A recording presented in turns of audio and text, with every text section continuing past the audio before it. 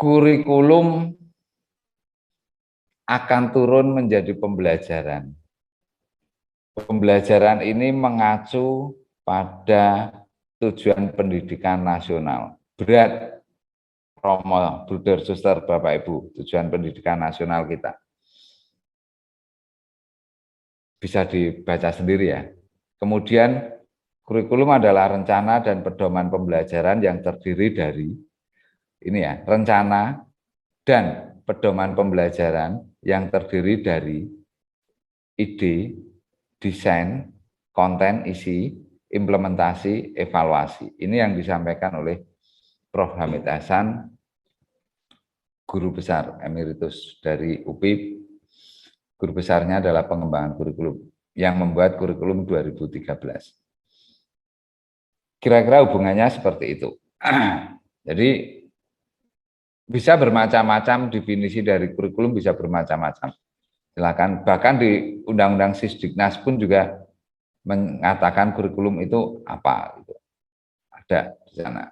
Nah, baik.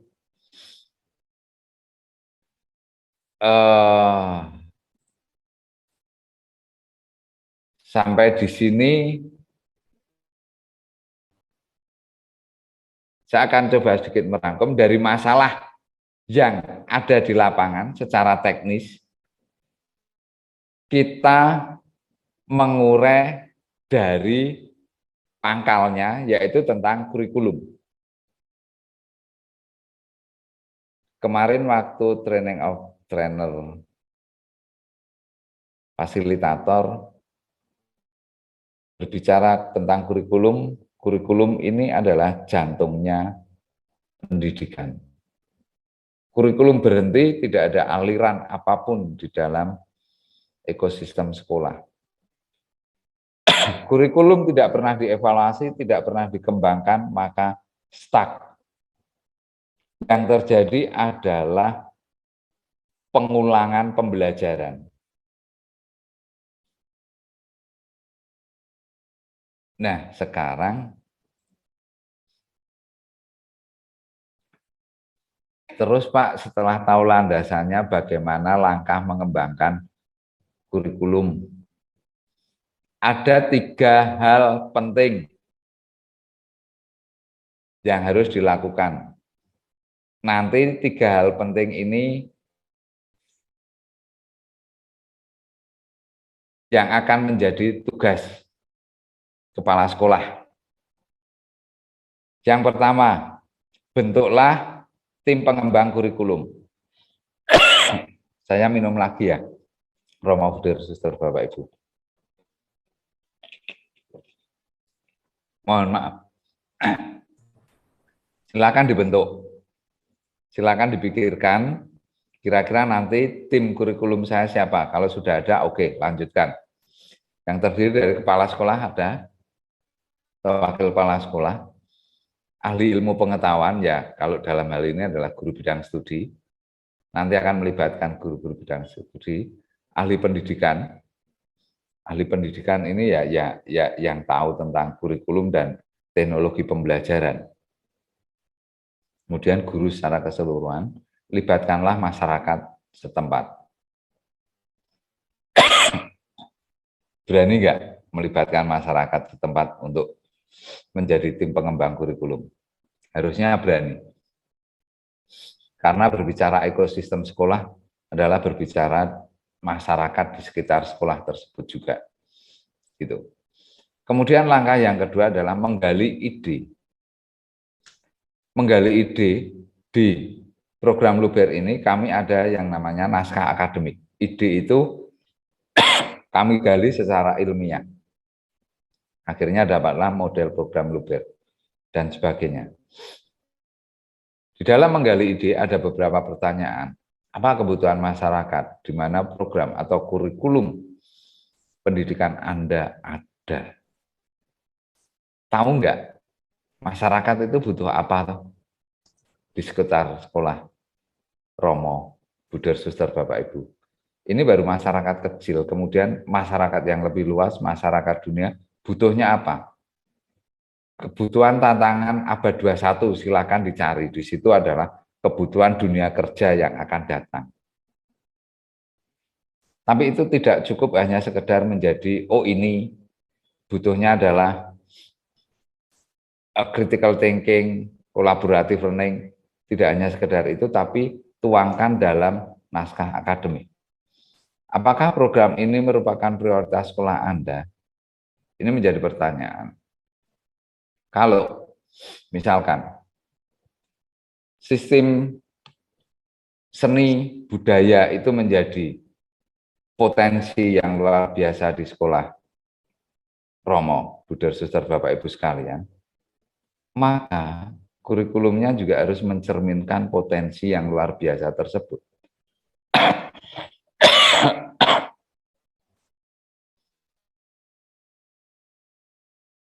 Sedangkan infrastruktur laptop, komputer, dan sebagainya di sekolah Bapak Ibu tidak ada. Maka jangan mendesain kurikulum yang berbasis teknologikal, model teknologikal. Nanti ada langkah itu model, menentukan model pengembangan kurikulumnya. Apakah ada dasar keahlian akademik yang kuat di sekolah untuk mendukung kurikulum yang akan dibuat? Tidak ada, Pak. Jika tidak ada, cari. Jika sudah ada, mari membuat atau mengembangkan kurikulumnya. Apakah ada sumber daya yang cukup untuk berhasil dengan program baru ini? Ini nanti dijawab di dalam menggali ide kurikulum sekolah atau pengembangan kurikulum sekolah Romo, Buder, Suster, Bapak, Ibu digali. Langkah berikutnya adalah membuat dokumen kurikulum. Ingat di bagian ini, ide, kemudian dokumen kurikulum, rencana tertulis. Harus, Pak, harus dilakukan.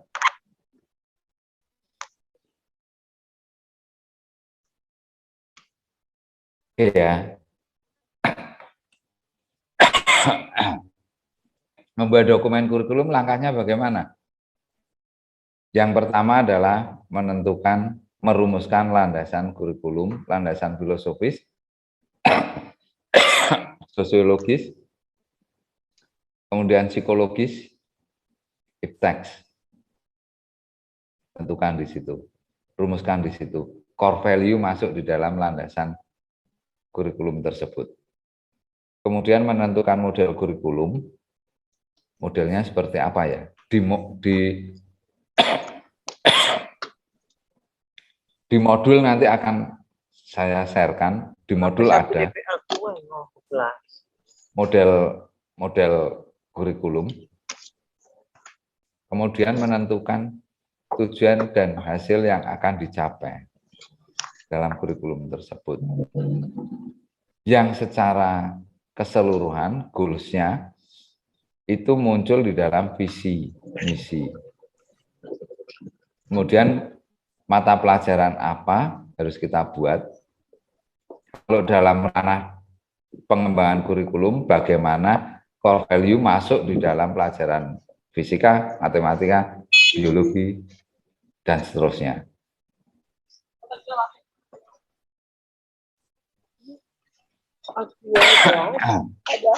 Aku gelas berapa satu? Tim pengembang kurikulum dilihat di sini. Bisa diperhatikan. Administrator pendidikan, ahli ilmu pengetahuan, ahli pendidikan, dan seterusnya. Kemudian yang kedua, menggali ide dari core value budaya, itu merupakan ide-ide yang luar biasa yang bisa menjadi titik tolak ini didokumentasikan dalam karya kajian ilmiah, kemudian dipakai sebagai landasan pengembangan kurikulum.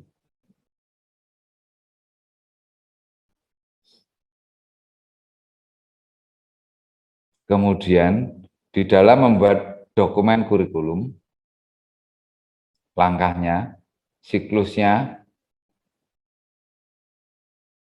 landasan kurikulum, filosofis, kebijaksanaan lokal, sosiokultural, psikologis, ipteks.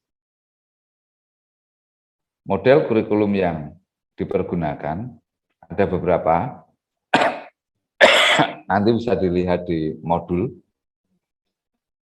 Kemudian tujuan yang akan dicapai apa, organisasi dan struktur mata pelajaran, ruang lingkupnya apa saja, urutan mengajarkannya, kontinuitas, integrasi, artikulasi, dan keseimbangan. Ini di modul juga ada penjelasannya. Kemudian pengajaran, pembelajaran, dan asesmen. Ini di ranah-ranah evaluasi. Evaluasi ini bisa evaluasi kurikulum, evaluasi pembelajaran. Evaluasinya bagaimana. Kemudian desain, kalau kita mau mendesain apa yang akan diajarkan, desain modul atau desain materinya. Saat ini silakan didesain secara blended atau pembelajaran online jarak jauh. Karena situasinya masih situasi seperti ini. Tidak mungkin tatap muka penuh, maka desain modulnya secara blended. Nah, Romo, Bruder, Suster, Bapak Ibu Kepala Sekolah semuanya.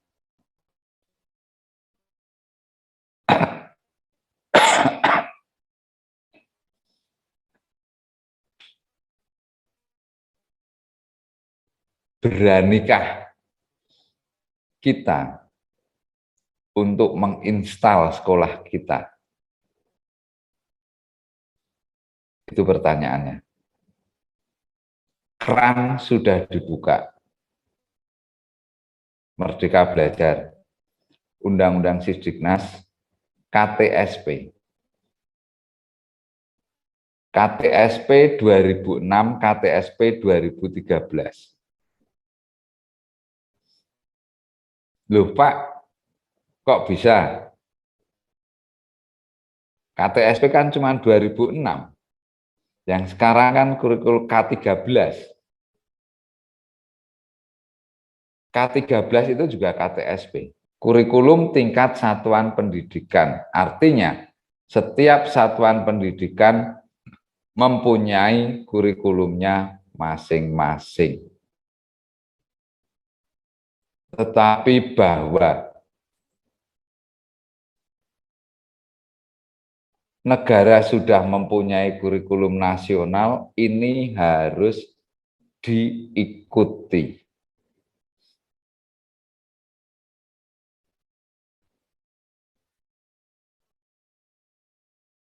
Harus diikuti.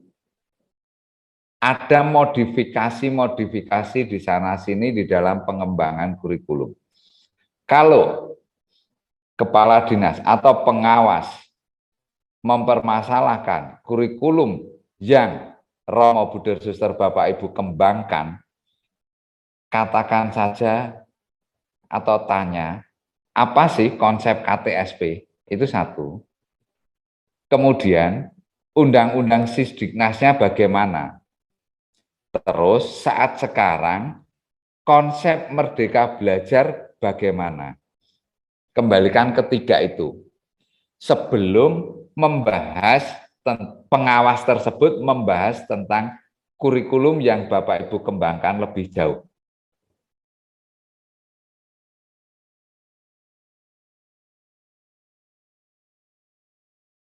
Kira-kira seperti itu jika nanti akan ada masalah teknis ditanya oleh pengawas. Laporan ke Dinas Pendidikan. Romo Buder Suster Bapak Ibu, di program organisasi penggerak ini kita sudah melakukan MOU dengan Dinas Pendidikan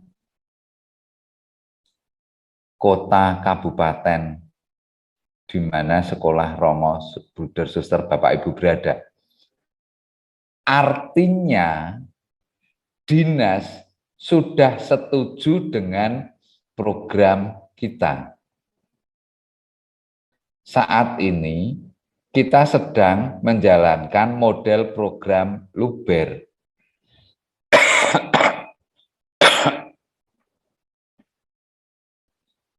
Dan salah satunya adalah pengembangan kurikulum.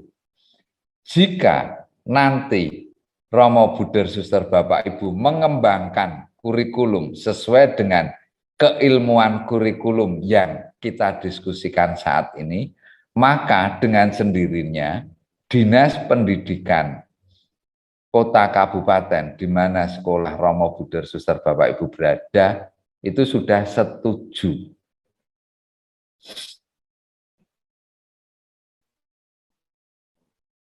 Maka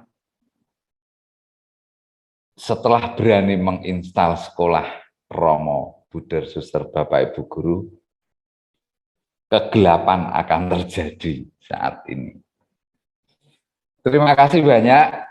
Demikian Bu Dista, saya kembalikan sebelumnya terima kasih atas perhatian Romo Buder Suster Bapak Ibu. Ya, baik. Kita sebentar Bu, bentar. Oh, monggo Pak Heri, silakan. Ini ranah kita berdiskusi tentang ide gagasan. Jika berdiskusi tentang teknis di lapangan, itu akan panjang sekali kita berbicara. Begitu. Ya. Kami paham bahwa di lapangan itu teknisnya macam-macam dan banyak sekali. Bahkan pertanyaannya nanti tentang per individu siswa. Nah, ini nanti akan menjadi melebar kemana-mana. Mari kita berbicara tentang ide gagasan, bagaimana memahami kurikulum ini, bagaimana mempunyai ide seperti ini. Kalau saya punya ide seperti ini, kurikulumnya bagaimana ya? Macam itu. Monggo, Bu Dista. Terima kasih Pak Heri atas pemaparan materinya. Ya, sungguh luar biasa. Mari kita install ulang sekolah bersama, bergerak bersama. Gitu ya Pak Heri ya. Dan ya, kita Bu akan Dista berdiskusi bersama ide gagasan apa saja yang ada di sekolah Buder Bapak Ibu mengenai pengembangan kurikulum. Tadi juga sudah dijelaskan bagaimana langkah pengembangan kurikulum oleh Pak Heri. Baik, langsung saja ke sharing, diskusi, dan tanya jawab. Saya buka untuk termin pertama. Suster Ramauli. Silakan, Suster.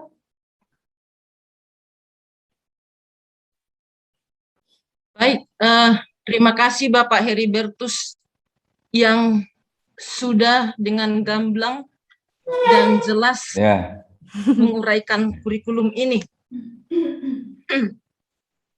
Kalau saya pahami mengenai kurikulum, sejak terjadinya kurikulum berbasis kompetensi, hanya bertahan 2 tahun. Ya, yang waktu itu indikator ditetapkan dari pusat. Yang kedua, dalam 2 tahun, tiba-tiba masuklah KTSP.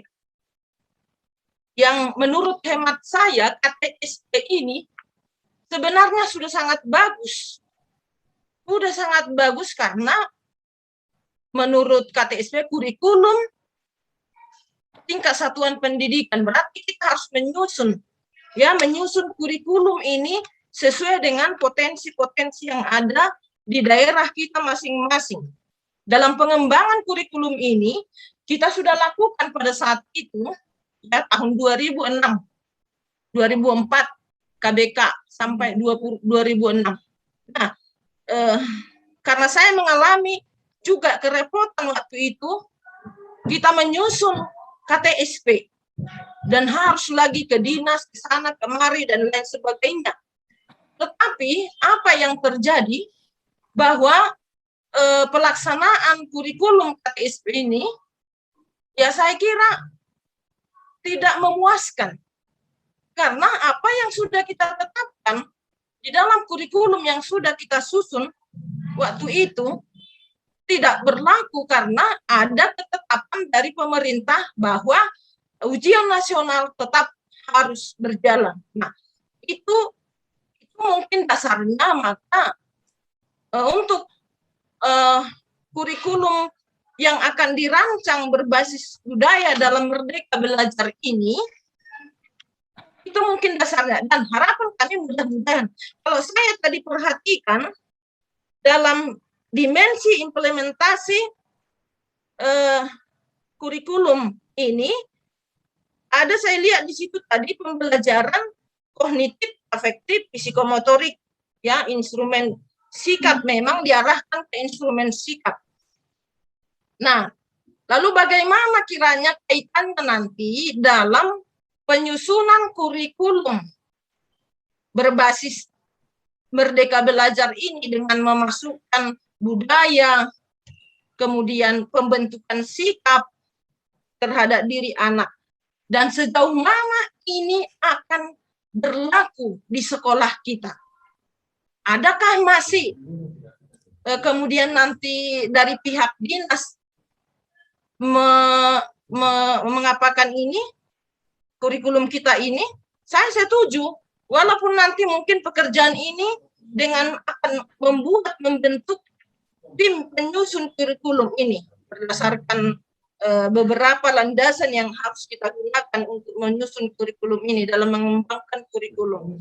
Nah, sejauh mana nanti juga peranan dinas ke pihak unit kita masing-masing yang sudah menyusun kurikulum ini, Pak. Nah, mohon penjelasan, pencerahan untuk kami para kepala sekolah supaya dengan menyusun kurikulum yang berbasis, saya kira Merdeka Belajarlah boleh kita katakan ini yang diagung-agungkan oleh Bapak Mas Nadiem. Saya sangat setuju dengan memasukkan budaya juga. Nah, kemudian yang kedua, adakah kiranya, karena saya lihat tadi struktur yang Bapak tunjukkan dari awal pertama, adakah kiranya boleh dimasukkan struktur kurikulum yang kita sebut dengan pendidikan karakter? Bapak Nadiem juga mengagung-agungkan ini pendidikan karakter, tetapi mengapa tidak dimasukkan dalam sebuah struktur kurikulum yang akan kita gunakan nanti dalam Merdeka Belajar ini, Pak? Sementara dalam AKM atau asesmen nasional yang sudah kita lewati, saya lihat di situ bahwa ada dia di semacam bagian karakter untuk survei bagian survei itu. Nah, bagaimana kiranya itu kira-kira dimasukkan dalam struktur supaya sungguh-sungguh siswa yang kita bina ini memang benar-benar bahwa pendidikan karakter ini menjadi mendarah daging kita yang ditambah dengan budaya-budaya yang kita masukkan nanti. Terima kasih, Pak. Mohon maaf kalau ada yang kurang tepat dalam penyusunan kalimat saya. Terima kasih. Ya. Itu saja, Pak. Bisa langsung ditanggapi, Pak Heri? Bisa. Silakan. Langsung Pak saja Heri. ya. Oh, nggih, biar monggo. langsung cepat ya. Ya. Terima kasih, Suster Ramauli.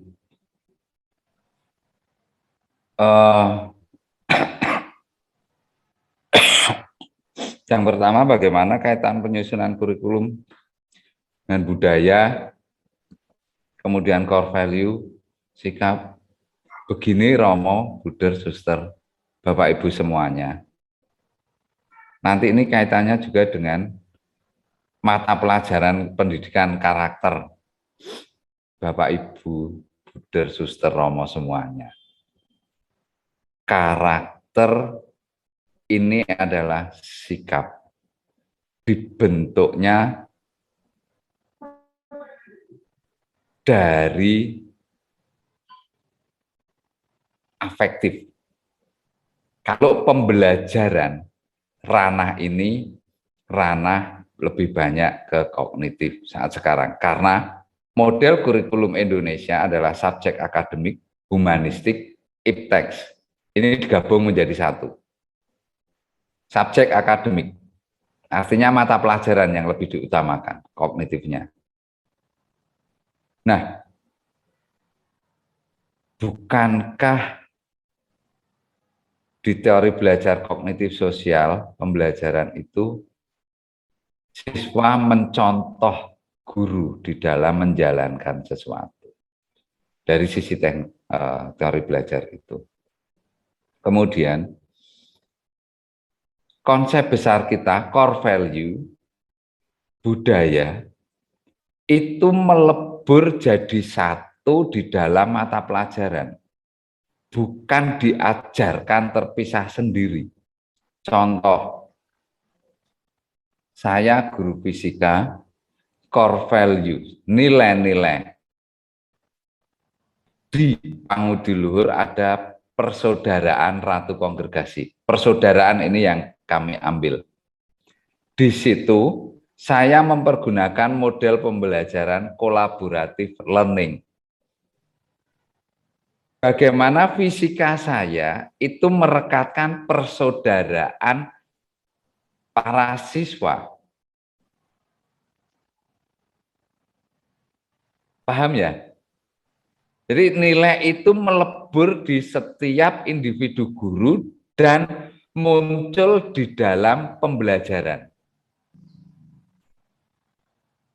Bukan lagi menjadi mata pelajaran karakter. Karena nanti jatuhnya ngukurnya pada kognitif. Pilihan ganda A, B, C, D, dan sebagainya. Konsep besarnya semacam itu. Karakter yang diinginkan oleh negara, profil pelajar Pancasila, itu yang menginternalisasi 6 itu, termasuk gotong royong dan sebagainya. Sudah tercermin di dalam perilaku sehari-hari. Gitu. Nah, kemudian yang berikutnya, sejauh mana peran dinas ke sekolah? Dinas akan menjadi pengawas. Perannya adalah kita berdiskusi dengan dinas pendidikan. Berdiskusi untuk mencari yang terbaik untuk sekolah kita. Bukan arogansi. Arogansi kita terhadap dinas, arogansi dinas terhadap kita. Perannya untuk berdiskusi, dinas itu membimbing sekolah Romo, Suster, Bapak, Ibu. Semuanya, membimbing tugasnya. Nah, sekarang ada pemahaman pengembangan kurikulum yang sekarang sudah tersampaikan kepada Romo, Suster, Bapak, Ibu guru semuanya. Kemudian nanti kalau dinas mengajak berdiskusi, ya berdiskusilah dengan konsep yang kita tawarkan atau kita diskusikan saat ini. Jadi, kalau di AKM ada survei karakter, kemudian kenapa karakter tidak diajarkan? Karakter tidak diajarkan dalam mata pelajaran, ya. Tapi itu sudah harus melebur di dalam perilaku menjadi hidden kurikulumnya guru. Yang setiap pembelajarannya harus mencampurkan dan itu memasukkan nilai-nilai yang ada di sekolah Romo, Suster, Buder, Bapak, Ibu semuanya. Saya memberi contoh yang itu tadi. Jadi bukan lagi menjadi mata pelajaran tersendiri. Gitu. Boleh disebut ke SFD-an, boleh disebut ke Pangudiluhuran, boleh disebut ke Marsudirinian. Tetapi itu melebur di dalam seluruh mata pelajaran yang diajar guru-guru di sekolah Romo, Suster, Bapak, Ibu guru. Gitu. Wah ya berat Pak, berat memang. Yang harus berubah terlebih dahulu adalah gurunya. Agar guru berubah, kepala sekolahnya juga harus berubah baik, mempunyai hidden kurikulum yang baik. Karena kurikulum berbicara tentang diri kita, berbicara tentang hal-hal yang baik yang bisa terinternalisasi di dalam sekolah. Kira-kira begitu, Suster. Ya. Nanti kalau ada kurang pas kita karena masih ada banyak yang bertanya, Suster. Monggo, ya. Bu Dista, silakan. Suster Ramauli sudah puas dengan jawaban Pak Heri? Semoga Tentu sudah belum, ya. Bu Dita. Terima kasih Pak Oke. Heri. Baik, terima kasih Suster. Kemudian untuk yang penanya kedua, Suster Martika. Monggo Suster Martika. Terima kasih Pak Heri, selamat pagi. Selamat pagi, Suster. Terima kasih tadi sudah dipaparkan mengenai kurikulum dan landasan-landasan kurikulum yang akan kita buat dalam program sekolah penggerak, gitu Pak ya. Saya dari penjelasan Bapak untuk saya sudah cukup jelas, tetapi ada sesuatu yang saya lihat ya, yang baru dalam landasan pengembangan kurikulum. Di situ ada tujuan, bahan, metode, evaluasi, dan selanjutnya yang didasari mulai dari filsafat, psikologi, dan seterusnya. Yang mau saya tanyakan Pak mengenai ya ditinjau dari landasan psikologi sosial, yaitu karakteristik individu, perkembangan siswa, dan konsep belajar. Memang diharapkan dalam pembelajaran ini di kurikulum itu bahwa kita melayani, mengakomodir semua peserta didik sesuai dengan karakteristik yang dimiliki, gitu ya Pak ya.